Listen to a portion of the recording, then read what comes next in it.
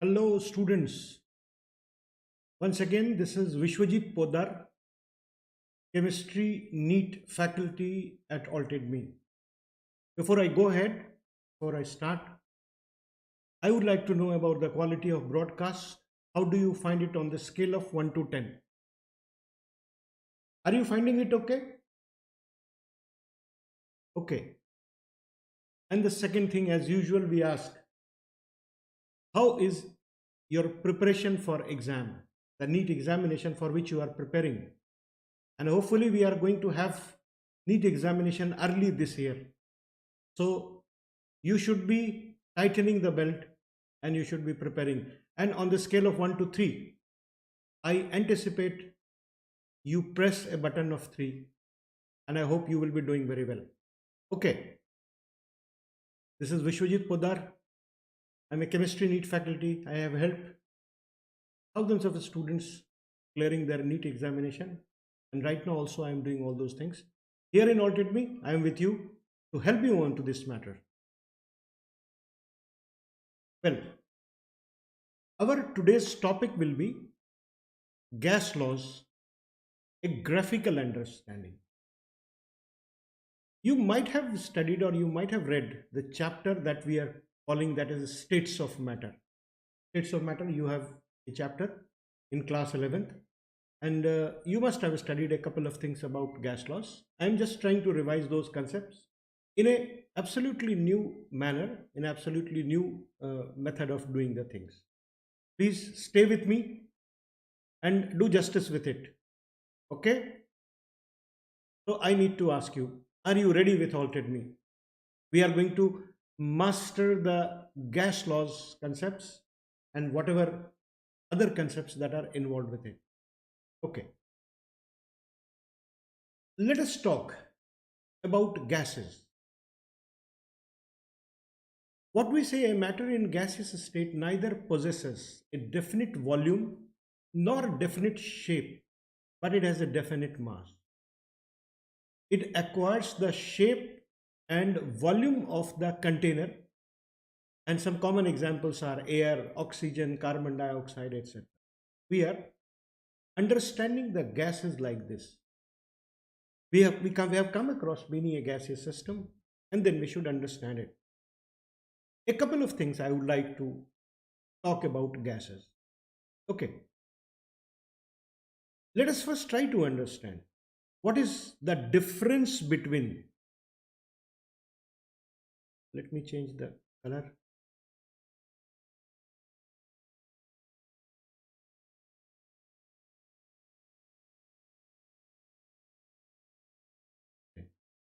What is the difference between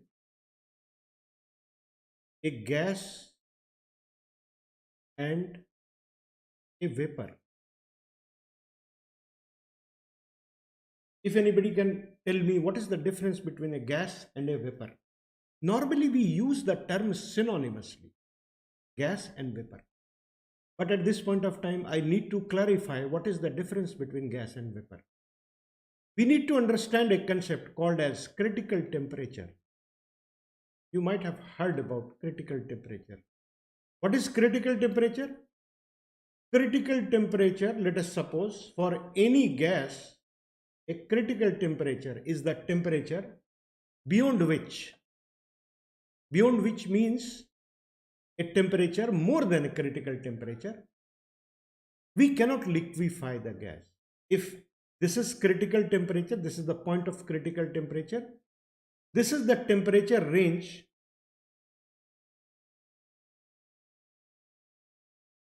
more than, beyond critical temperature. Here gases can't be liquefied. In this range, gases cannot be liquefied. But if you take a critical temperature, which is below critical temperature, gases can be liquefied in this range. Right? Gases can be liquefied. Now, if we try to differentiate between a gas and a vapor, we should understand we can call a gas vapor. Gas can be called a vapor below critical temperature, and gas is a gas beyond critical temperature. As far as gas and vapor is concerned, we should understand these facts very clearly. Secondly, when we take any container and we put a gas into it, for gaseous substance, we should understand when we are saying gaseous state of matter, we will generally be understanding that we are having it on a temperature more than its critical temperature. Secondly, if we are taking a gas inside a container, we should understand that this gas inside a container is composed of very tiny particles. These are very tiny particles which are in continuous random motion. They are in continuous random motion, moving here and there and exerting pressure on the walls of the container and likewise things. Now, regarding this gas, we will be discussing each and everything. What is the second thing that we talk about gases? We should try to differentiate between the different types of forces of attraction. And here we have one very important term that will come across our way. And we call this as van der Waals forces. Van der Waals forces. As we have discussed, there are basically two types of forces that we generally encounter. One is the force of bonding. One is force of bonding, that is one thing. And the second is intermolecular forces.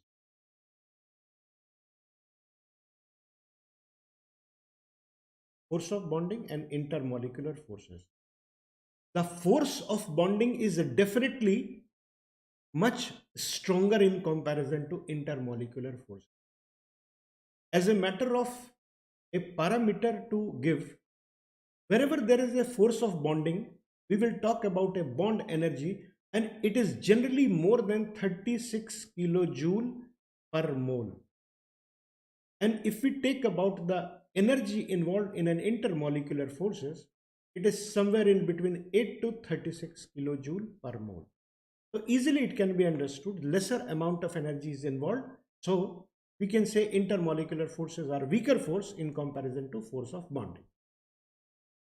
Now, what are those intermolecular forces? Here we have mentioned different kind of intermolecular forces. Out of these intermolecular forces, we have a group of forces which is called as van der Waals forces. And what are those van der Waals forces? Van der Waals forces, in the order of his strength, number one comes hydrogen bonding. There are many substances where hydrogen bonding is involved. The second thing that we come across is dipole interaction. This is dipole interaction. This is the second kind of force as far as the strength is concerned. Third is dipole induced dipole induced dipole interaction. And the fourth one is dipole induced dipole interaction, and fourth one is London or dispersion forces. London or dispersion forces. These are the things that we have. We count it under van der Waals force, right? Okay. We have already discussed in this. What are the characteristics of gases? Gas is a state of matter. It is characterized by the following physical properties. Number one, gases are highly compressible. You can compress gases. Gases can be confined in a small space, so are highly compressible. Gases exert pressure equally in all directions. They are exerting pressure in all the directions. Gases have much lower density than the solids and liquids. They have much lower density than the solids and liquids. We will be talking about the density of gases, how to find out the density. The volume and shape of gases are not fixed. The volume and the shape of gases are not fixed. If it is kept in a different container having different kind of volume, different type of volume, it accommodates into it. Shape is also not fixed. It will take the shape of the container in which it will be kept. These assume volume and shape of the container. And last one is gases mix evenly and completely in all proportion without any mechanical aid. Gases have a natural tendency to get mixed up, right? Okay. When we are discussing about gases, certain parameters we need to define to understand or distinguish different gases or different types of gases, and one among them is pressure. Generally, we characterize any gas or identify any gas by these four things, which are called as pressure, volume, temperature, and number of moles. These are the four things with which we define a particular gas. Now, we should talk first about pressure. What do we basically understand by pressure? Pressure is generally measured in terms of atmosphere. It's the most popular one, atmosphere. One of the units that we do is atmosphere. But as we know, pressure is equal to force per unit area. The unit of force is Newton, and area we call this meter square.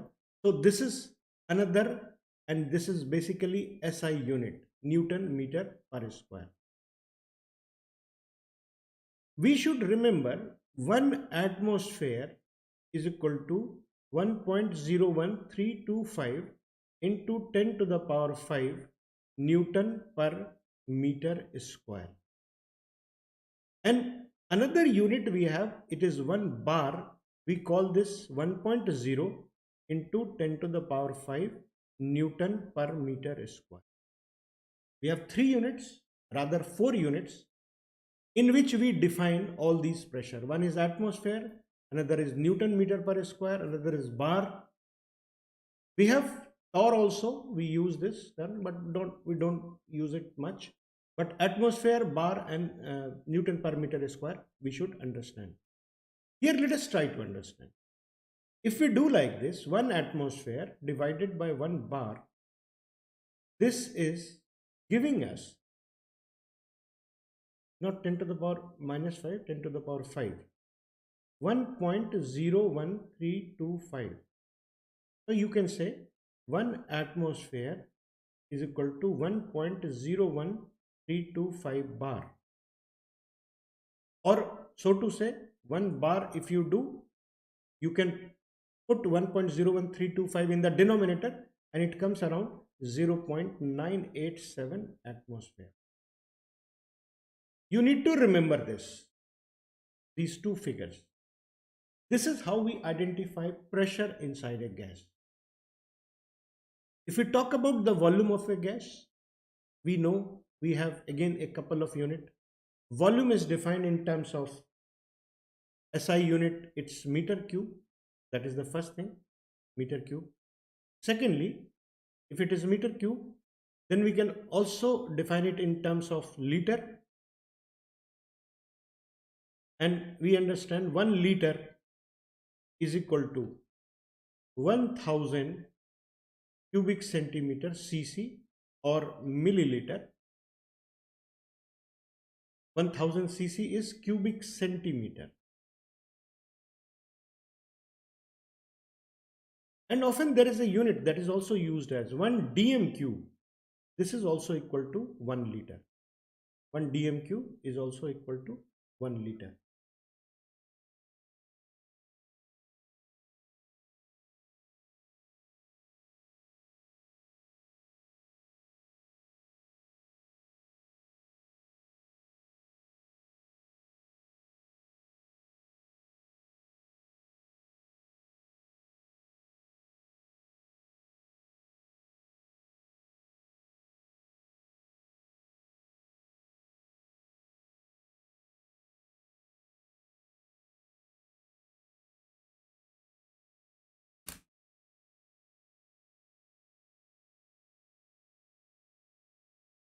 It has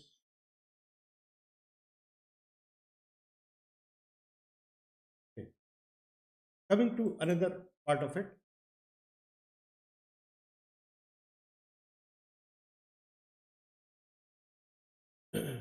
Physical properties of gases we have discussed, and we have talked about different such things. Okay, before we move ahead, let us talk about Altedemy.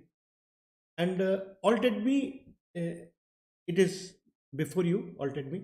And Altedemy, you can join the Telegram channel of Altedemy. You should definitely be doing that, because it is not only providing you a lot of material and information, but also is very committed to see to it that you clear your NEET examination with fullest of support and fullest of study material. If you join the Telegram channel of Altedemy, you will get a lot of PDF materials, a lot of free classes, announcement, discounts and prizes. A lot of things you are getting with the channel of Altedemy.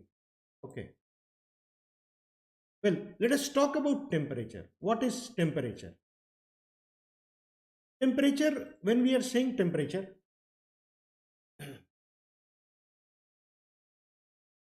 somehow this is stopped working, this ad has stopped working. Okay. Okay. If we are saying temperature, temperature is measured in different scales. Temperature is measured in different scales, and those scales are, we generally know about it. It is a Kelvin scale, we have centigrade scale, we have Fahrenheit scale also. Temperature, we have different kind of scale, and I hope you know that what are those scale, how to interconvert these temperature scales. Kelvin scale or centigrade scale, or so to say Fahrenheit scale, they divide their entire scale on the basis of freezing point and boiling point of water. Freezing point of and boiling point of water. Let us suppose we talk about centigrade. Centigrade has divided the freezing and the boiling point of water from 0 degree centigrade to 100 degree centigrade. Secondly, if we are taking Fahrenheit, the Fahrenheit comes from 32 degree Fahrenheit to 212. 32 to 212, there is 180 calibrations. 32 to 212, there is 180 calibrations we have. Similarly, this Kelvin scale is from 273 to 373. This is what we understand generally by these things. So we can convert one scale of working onto different scale, and it will give you, you will be in a position to change that. I mean, if the centigrade temperature has been given to you, you can change it to Fahrenheit. If the Fahrenheit temperature has been given to you, you can change it to Kelvin scale.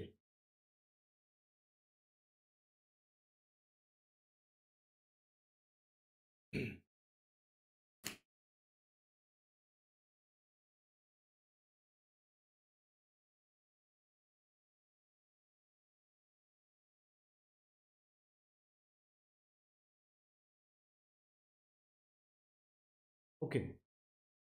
Coming to Boyle's law.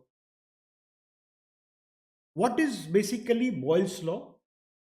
Boyle's law is something which is related to pressure and volume of a gaseous system.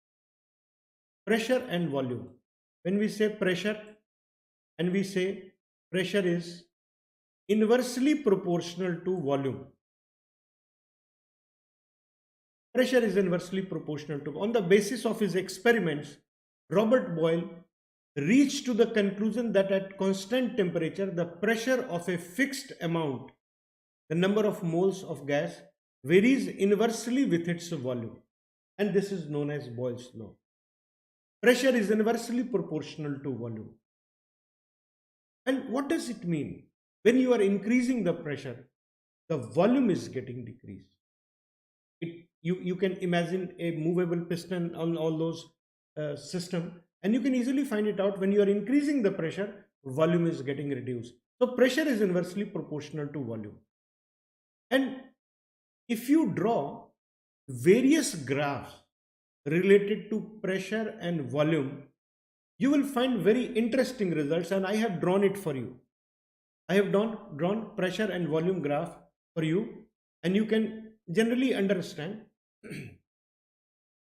that if you are taking pressure volume,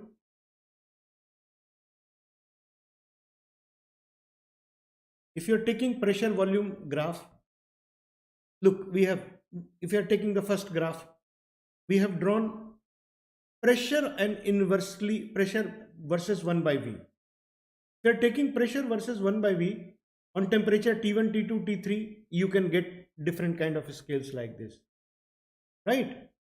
Similarly, if we are taking pressure versus volume, then we can have a graph like this. This is the second graph that you are having. This you get a parabola. Pressure volume graph. This T1 is greater than T2 is greater than T3. We should bear in mind, as we increase the temperature, the graph is going up. More the temperature, more like this. Third graph, we can say, we can understand that if we are drawing PV versus P graph, we get straight lines, that is on T1, T2, T3, and again T3 is greater than T2 and greater than T1. You can also draw this Boyle's graph on the scale of log P versus log V, that is this graph, and log P versus log 1 by V on this scale. So log P versus log 1 by V, we have taken this log P log 1 by V. Hello?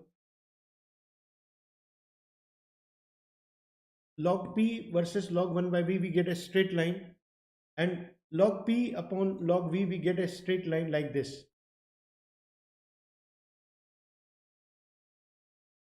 Well, how do we draw these graphs? This is very important. Hello? हाँ, ये pad में चल नहीं रहा है, जरा सा इसको एक मिनट देखेंगे. हाँ?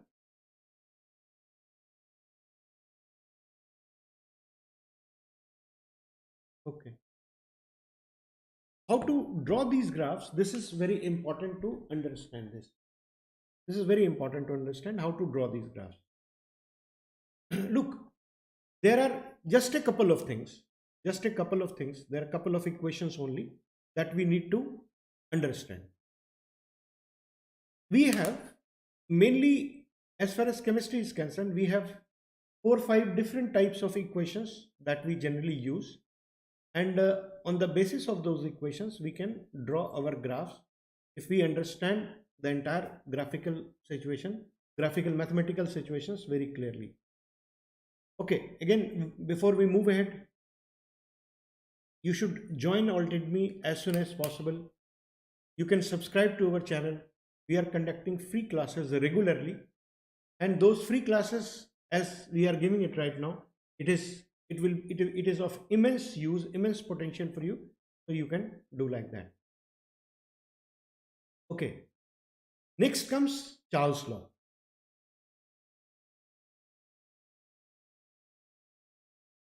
Well, what does Charles' law says?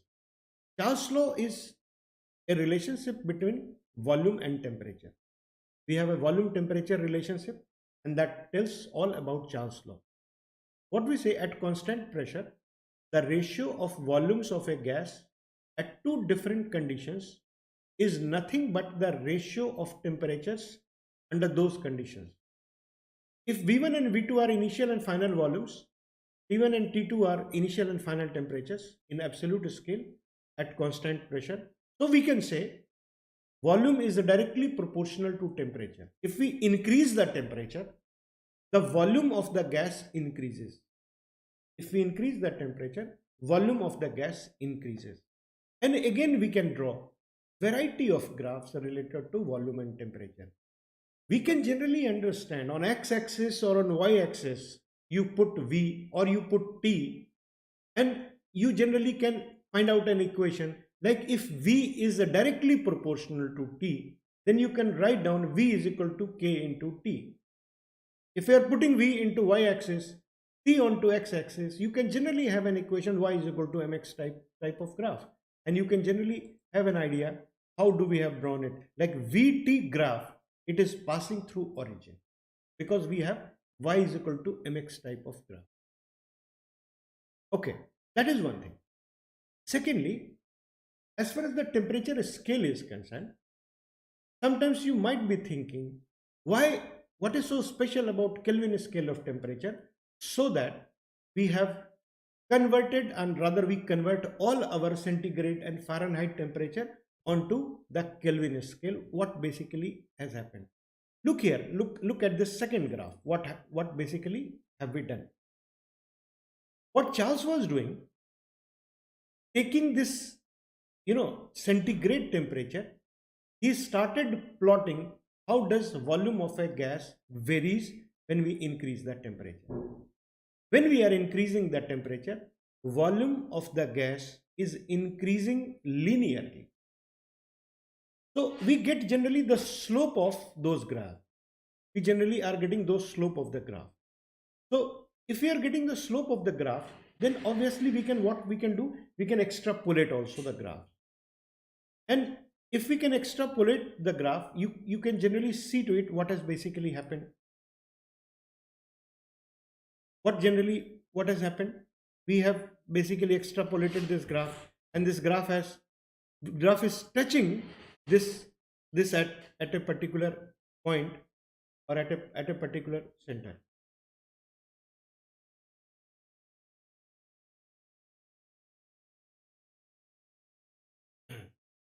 It is touching this at a particular center. So this is the point where we have reached. This point is what? This is the point where volume of the gas is becoming zero. So that was called absolute zero. And it came out to be minus 273.15 degrees centigrade. He said this as absolute zero. Absolute zero. That means 0 Kelvin. We can easily think that any temperature cannot go below 0 Kelvin, because at 0 Kelvin the volume of the gas has become 0. So we cannot have a concept of negative volume here. Again, we can draw the graph of log V versus T like this. We have an equation like volume is directly proportional to temperature. V is equal to a constant into T. So we can have V upon T is equal to constant. And if we take log, we can say log V minus log T is equal to constant. And if we are putting log V on the y-axis and log T on x-axis, normally we can say y minus x is equal to constant. Let us say 5. So basically we will have to draw an equation of y minus x is equal to 5, and we draw like this. Right? As we increase x, y is also increasing. You can easily understand. Suppose we put x is equal to 0, y will be coming to be 5. If we are putting x is equal to 1, y is equal to 6, like this. Okay, coming to Gay-Lussac's law, that is dependence of pressure on temperature. Pressure and temperature, now they are also related, and in a similar manner as we have said, pressure is directly proportional to temperature. If pressure is directly proportional to temperature, P is equal to KT we can write. So similarly we can say that P by T is equal to K, and we can say log P upon T is equal to constant, and similarly we can say log P minus log T is equal to constant. So we are getting this, and in the same manner as we have done log V minus log T, same kind of graph we will be getting here in this case. You can see to these equations how have we drawn these graphs and how can we move ahead with these graphs. Okay, we have yet another law. We call this as Avogadro's law. Amedeo Avogadro put forward a relationship between the volume and number of molecules of gases at constant temperature and pressure. This relationship is known as Avogadro's hypothesis, and this is stated as equal volumes of all gases contain equal number of moles or molecules under same condition of temperature and pressure. Volume is directly proportional to number of moles, or we can say V is equal to constant into N, or we can say V by N is equal to constant, and we have written like this: V1 upon N1 is equal to V2 upon N2. this is what the situation is. Coming to the combined gas equation, what we are doing. Look, in combined gas equation at constant pressure, the ratio of volumes of a gas at two different conditions is nothing but the ratio of temperatures under those conditions. If V1 and V2 are initial and final volumes, T1 and T2 are initial and final temperatures in absolute scale at constant pressure, we can have generally the equation. PV is equal to nRT. This is the general equation that we will always be using. PV is equal to nRT. And we can say P1 V1 upon T1 is equal to P2 V2 upon T2. We can go ahead with these two equations and it will equally satisfy the conditions. Okay, coming to a very interesting question that will really require your logic. Look, what is being said? 10-liter cylinder has helium at 8 atmosphere and 32 degrees centigrade. There is a cylinder and this cylinder is a 10-liter cylinder and it has helium inside it and the conditions are 8 atmospheric pressure and 32 plus 273 you can do. 273 plus 32 we get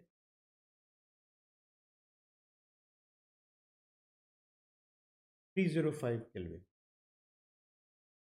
8 atmosphere, 305 Kelvin. So we have a temperature and we have a pressure.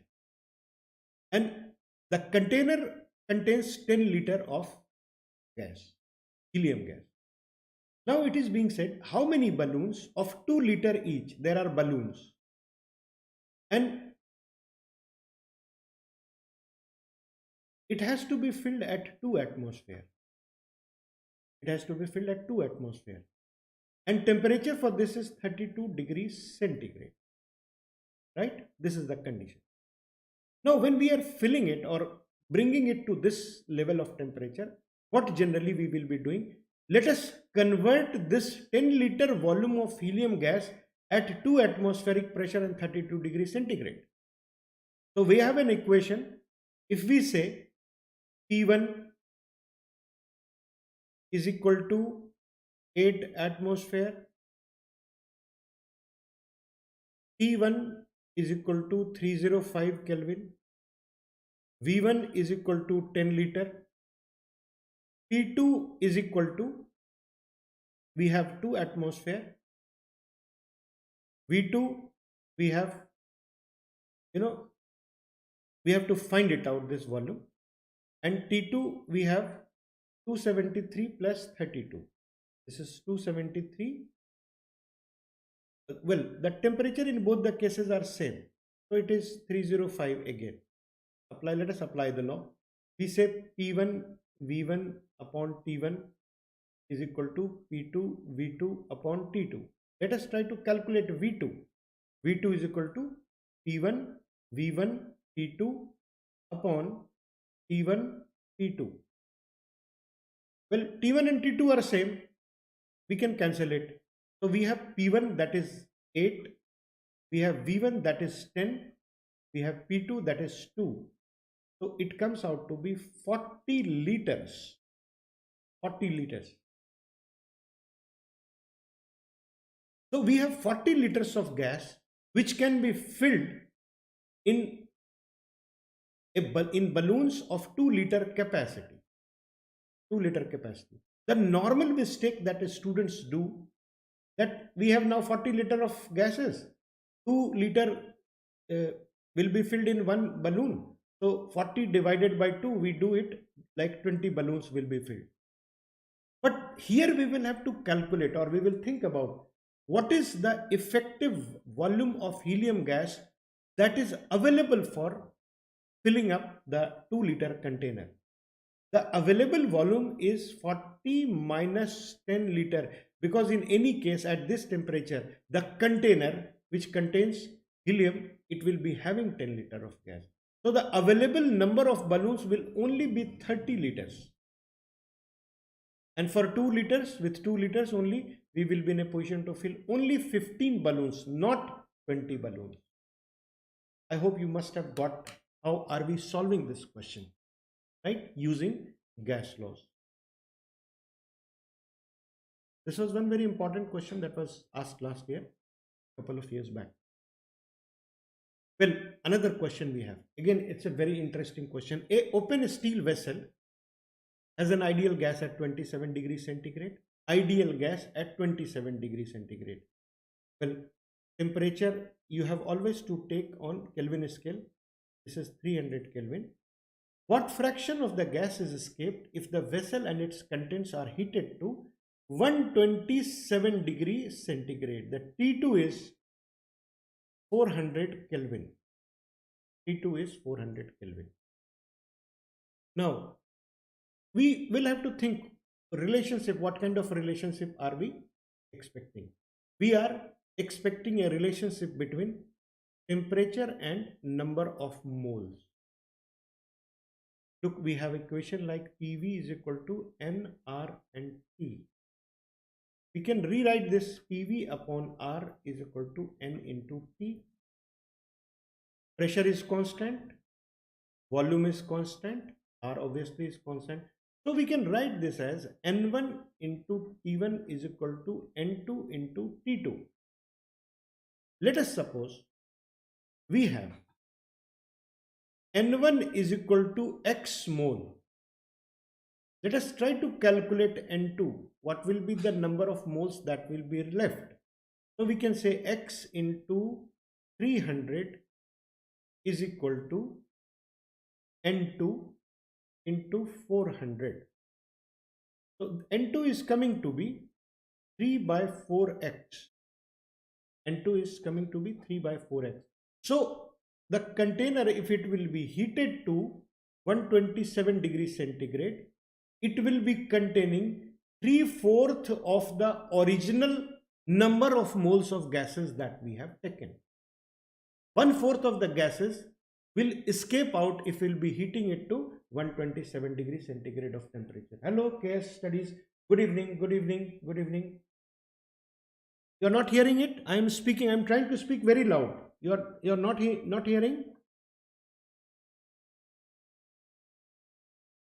Please let me know whether my voice is coming to you properly or not. Yes, studies. Yes, studies. Okay. Am I speaking fast?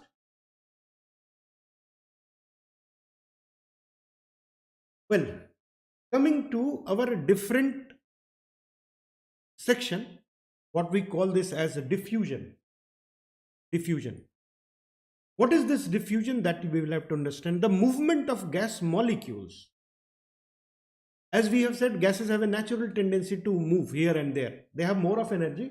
That's why they can move here and there. So gases have a natural tendency to move here and there. So diffusion is basically what, as I'll explain you. Let us see. What is diffusion? Diffusion means what is the volume of gas molecules per unit time. Volume of gas per unit time. Diffusion. This is called as the rate of diffusion. Rate of diffusion. Volume diffused per unit time. Here we should understand that we have two terms. One is called as diffusion. Another is called as effusion. Diffusion. Another is called as effusion.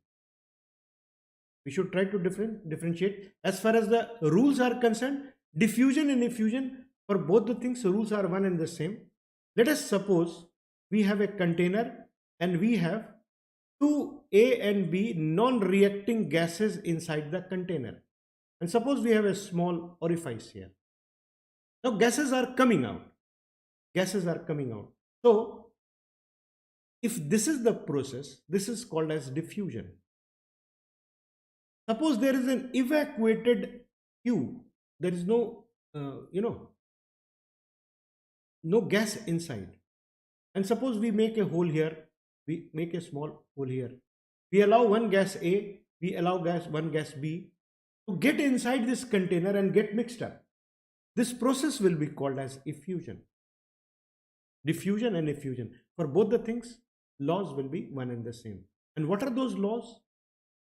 The phenomena of a spontaneous intermixing of two or more gases in all directions is called diffusion. Effusion is the passage of gas molecule through a small aperture from high pressure region to a region of low pressure.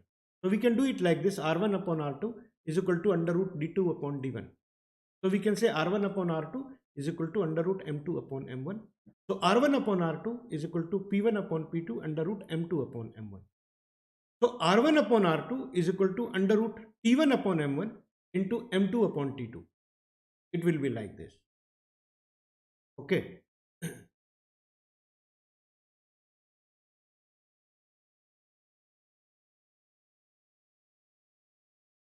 Dalton's law of partial pressure. Let us talk about Dalton's law of partial pressure.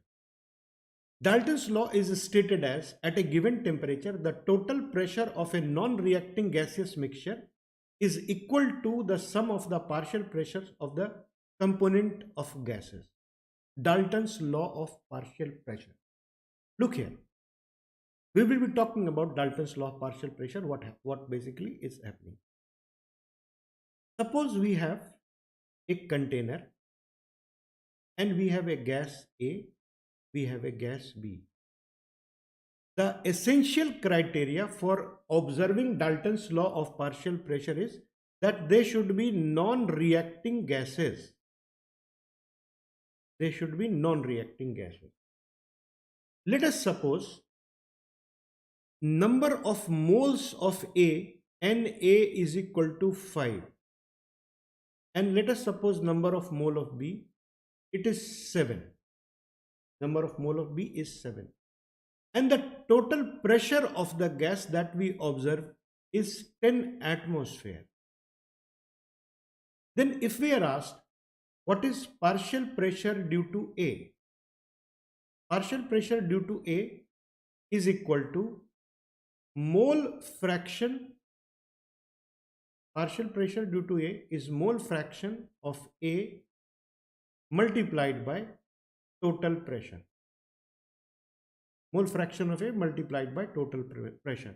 What is mole fraction of A here? We can write it 5 upon 5 plus 7, this is 12. And the total pressure is 10 atmosphere. And it will be like this. Similarly, partial pressure of B is equal to mole fraction of, obviously, B. It is 7 upon 12 multiplied by 10. This is whatever calculation we get, it is like that. So we get this Dalton's law of partial. Let us try to solve a question related to Dalton's law of partial pressure. A vessel contains a mixture of equal masses of helium and oxygen. Very interesting. You have to keep track of each and every information that is given in the question. Like we have helium and we have oxygen. These are the two gases we have. At a pressure of 600 torr. And what is being said? The mass of helium and mass of oxygen are same. Mass of helium is equal to mass of oxygen. Mass of helium is equal to mass of oxygen. Now, to solve such kind of problems, we should bear in mind that we should be taking like this. What is the atomic weight of helium? This is 4. What is the molecular mass of oxygen? It is 32. We should take LCM of 4 and 32, which will come to be 32. And we should take, let us suppose, 32 gram each of helium and oxygen are being taken. So number of mole of helium in 32 gram will be 8 moles. You can understand 32 divided by 8. Number of moles of oxygen in 32 gram will be 1 mole only. So partial pressure of each component, partial pressure of helium if you will be taking, it will be 8 upon 9 divided by, multiplied by 600 torr. 8 upon 9 multiplied by 600.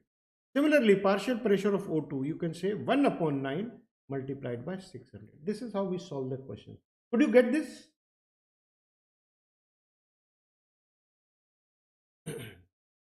Okay, it is one and the same question that we have said. Well, there are miscellaneous things that we would like to talk about. We have read about a couple of gaseous laws, and First thing we should understand that whatever gas laws that we have studied, they are just empirical laws. What do we mean by empirical laws? Empirical laws are those laws which have been made out of our sheer observation. Out of our sheer observation. As many times as we have observed, we have found that this phenomenon is taking place. And if we have not found any violation in that case, then we have made it a law, and such laws are called as empirical laws. Empirical laws, all the laws that we have studied, that is Boyle's law, Charles' law, Gay-Lussac's law, Charles Gay-Lussac, Dalton's law, all these laws, Dalton's law, Graham's law of diffusion, all these laws are based on empirical observations. So these gas laws do not have any mathematical proof until once upon a time. They said because they had observed it and had observed in variety of cases, and that's why we made their laws. Previously, we used to have formulas like this.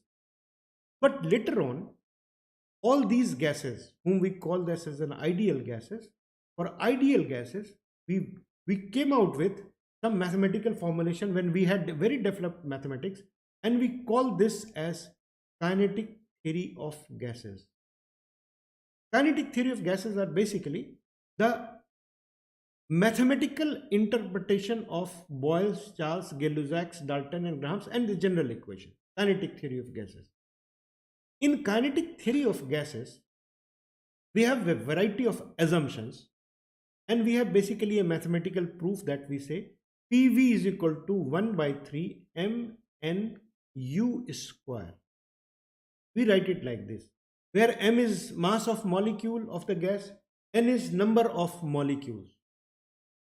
Suppose we take 1 mole of gas molecule, 1 mole of gas molecule. Suppose we take. So mass of 1 molecule of gas, we can easily understand PV is equal to 1 by 3 mu square. PV is equal to 1 by 3 mu square. Good evening, Vikesh. Vikesh sir. Okay. PV is equal to 1 by 3 mu square. Now, if you see it closely, it is basically what? It's basically the equation of kinetic energy. You can easily understand. And from here you can find out that U is equal to 3 PV upon M under root. U is called as root mean square speed. We call this as root mean square speed. So it is 3 PV by M, and for 1 mole of gas you can also write this as 3 RT by M. That is one thing. So from here we find out about the root mean square speed. This is under root 3 RT by M that we are getting. Coming to another aspect, which again is very important, we wrote the equation as PV is equal to 1 by 3 mu square, and we are multiplying it by 2 by 2. Multiplying this quantity by 1 does not make any difference. So we can have 1 by 2 mu square into 2 by 3. This is equal to PV. Can we write it like this? Yes, obviously we can write it like this. And if we say this is kinetic energy, so we can say PV is equal to 2 by 3 kinetic energy. Kinetic energy of 1 mole of the gas. And for 1 mole of gas, obviously we can write what? RT is equal to 2 by 3 kinetic energy. Now here you can say the kinetic energy of the gas is directly dependent only upon temperature. If you're increasing the temperature, then only the kinetic energy, and hence the internal energy is also changed. You might have noticed or you might have read somewhere that if it is an isothermal process where temperature is constant, delta T is equal to 0, delta U is also equal to 0. And here lies basically the reason behind it. If you're not changing the temperature, internal energy also does not get changed, right? Okay. Coming to another aspect, what we are saying, we can define here different kind of speed also. Different kind of speed, as I am suggesting, there are 3 different kind of speeds that you will be coming across. One is called as RMS speed, root mean square speed, RMS speed. Another is called as average speed, average velocity. We generally do not distinguish between speed and velocity in chemistry. Average speed. And the third thing is most probable speed. Most probable speed. And basically, there we have Maxwell equations, Maxwell-Boltzmann curve. This is called as Maxwell-Boltzmann curve. In this Maxwell-Boltzmann curve, what generally understand, suppose we on this y-axis, we keep fraction of molecule. We keep fraction of molecule, and here if we say it is temperature, then we generally get a graph like this. We generally get a graph like this. Here you can understand this is what we call a temperature. I'm sorry, this is not temperature. I'm very sorry. This is called as speed. On x-axis we have a speed, not temperature. I'm sorry. Speed we have on the x-axis. On y-axis we have fraction of molecule. Now, you can generally understand that this is a speed where the peak of the curve is there. This is called as most probable velocity or most probable speed. We calculate it by various methods, and we have a general equation under root 2r t by m is called as most probable speed. Under root 3r t by m is called as RMS speed. Under root 8r t by pi m is called as average speed. Right? We do like this. So we have different kind of velocity. And before I move ahead, I need to discuss about Altedemy. What Altedemy is doing for you. If you will be joining Altedemy course, we have almost around 90 plus classes. We have a convenient educational platform. We have syllabus from NEET experts. We have flipped classroom methods. We have doubt solving practices. You get so many things and under one roof that you need not go here and there to think about your preparation for your NEET examination. How our classes look like. Our classes, you will be getting these things. You will be getting plenty of theory. You will be getting study materials. You might have noticed, you might be getting all those things. We have webinar as we are conducting it right now. We have homework provision for you, and then we check your homework also. So all these things are continuously being done on one platform only, that is Altedemy. We have made different programs for you. Different programs are as such. I need to specify about those programs. We have a light program, we have a smart program, and we have a proficient program. And we have, if you go for a light program, you will be getting these 4 benefits, that is interactive live classes, structured courses and PDF, live tests and physical notes. But if you join a smart course, you probably will be getting almost all the benefits that Altedemy is offering. And it includes, besides the 4 we said, one-to-one mentorship is also there. We have live doubt solving program. We conduct mock tests regularly, and such kind of things are there. We have another program which is a proficient program, which again is very beautiful program. and we get additional special courses in our proficient program. So don't delay, join it as soon as you can. I'm giving you a promo code, and my promo code is CHEM NEET NEET 30. This Altedemy has given me a privilege so that I can allow you to join this program only in just 299 rupees. Come on, gentlemen, 299 rupees. It's a peanut for you. It's peanut for you. I'm giving you a promo code NEET30. Join it as fast as you can.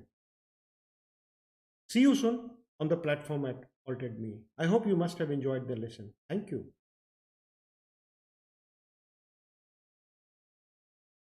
Hello everybody. Hello. Good evening. Good evening. I hope you must have enjoyed the session. And we are closing it down right now. Okay. We are ending this stream. Thank you.